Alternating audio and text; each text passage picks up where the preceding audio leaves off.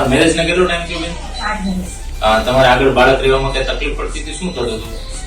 દિવસ જે પણ મિસકેરેજ થઈ ગયો. આવું કેટલી વાર થયું હતું? 3 વાર થયું. આ વખતે તમારે પ્રેગ્નન્સી રહી તો કઈ તકલીફ પડી હતી? તો ફર્સ્ટ ટાઈમ તો એવું જ કીધું હતું દર વખતે જેવું અમને કહે છે એવું. પછી આ વખતે મિસકેરેજના ચાન્સીસ વધારે હતા.